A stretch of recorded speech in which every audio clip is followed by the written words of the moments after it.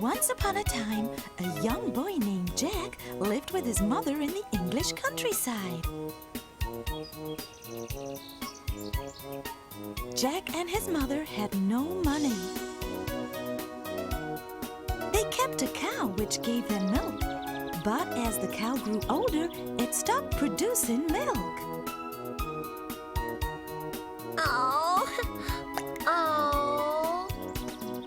We have no choice but to sell the cow for cash. Finally, Jack agreed to sell the cow. They planned to use the money from the sale to buy food. Jack, get the highest price you can, said his mother. So Jack set out on foot leading the cow. But on his way, he met a strange old man. The strange old man spoke to him. Jack, if you want to sell that cow, why not exchange it for my beans instead? No, I have to sell it in exchange for money to buy food, said Jack. But the strange old man replied, But these beans of mine are no ordinary beans. Plant them in your garden and they will grow high, high, up into the sky. Really? Fantastic! I will exchange my cow for them. So Jack exchanged his cow for 5 beans. But when he returned home, his mother was furious. You exchanged our precious cow for these beans? Beans like these aren't even good to eat. Ah! Jack's mother was so angry, she threw the beans out of the window. That night, there was nothing to eat.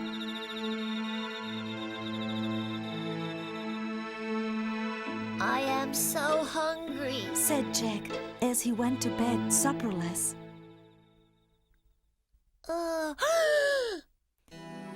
The next morning, Jack awoke to find something.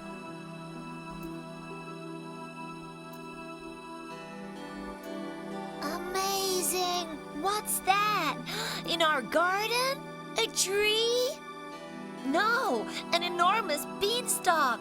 That old stranger was telling the truth. It grew so huge overnight. It stretches up into the sky, into the clouds, even higher. This is great. I'm going to go and see what's above the clouds. So Jack began to climb the enormous beanstalk. He climbed up and up, higher and higher. Finally, he reached a realm above the clouds. Fantastic! I'm here above the clouds. Hey, that's a mansion over there. Jack was facing a mansion, a huge and imposing mansion made of stone. But who could possibly live there? At the huge front door stood a large woman.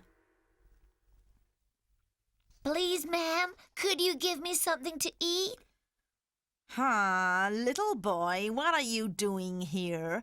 This is the mansion of a fearsome, child-eating giant. He just loves to make sandwiches out of little boys like you.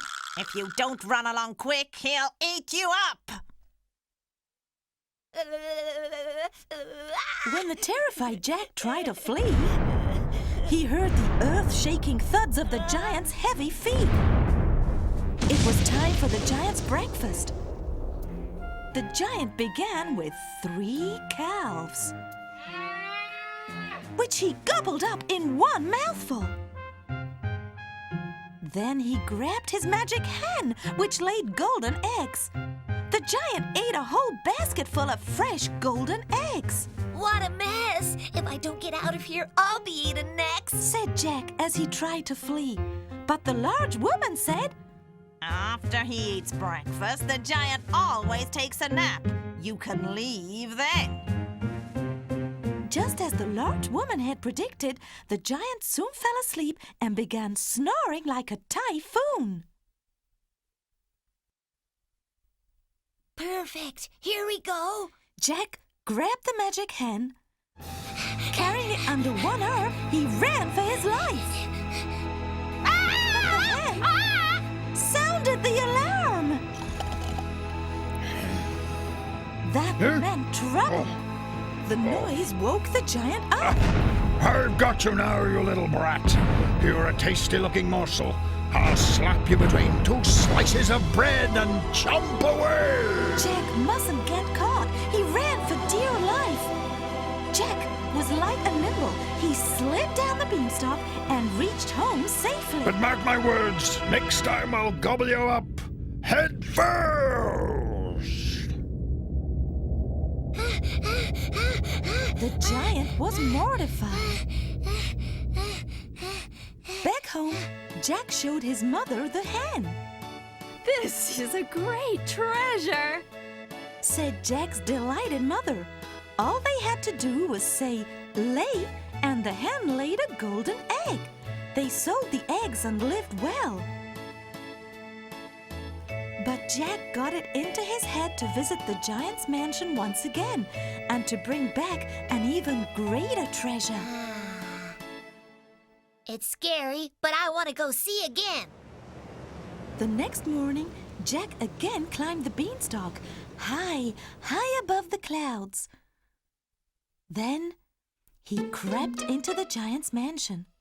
Once again, there was the large woman. My, the same little boy. What are you doing here again? If the giant catches you this time, he really will gobble you up head first. Just then,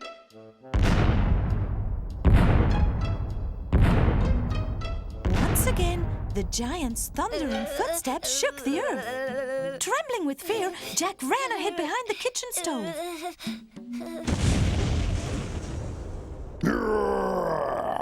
Time for my breakfast. Bring me my soup.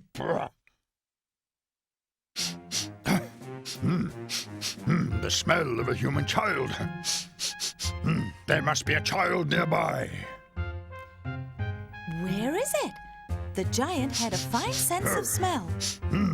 That's not possible. Just your fancy. I'm sure of it. My fancy. Well, no matter. This morning I'll make do with 6 calves. The giant made short work of the 6 calves. Then he called out to a strange-looking harp.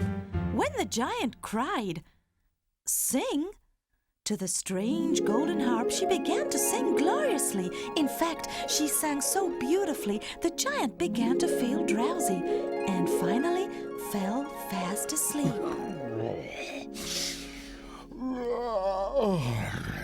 Once asleep, the giant began to snore loudly.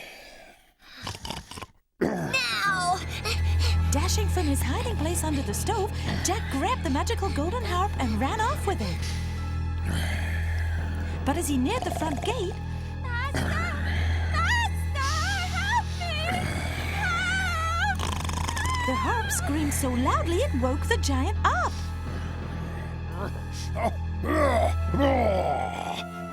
So you've come back. Today I'll gulp you down with my soup. The giant, his face scarlet with anger, gave chase. This child-eating giant was truly a monster. His one step was equal to a dozen of Jack's.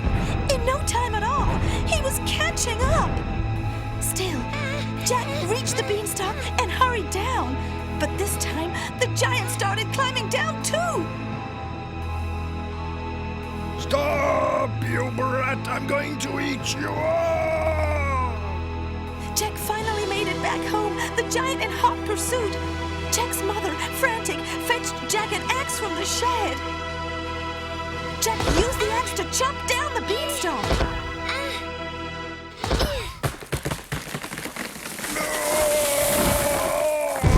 The giant crashed out of the sky and into the earth. Oh.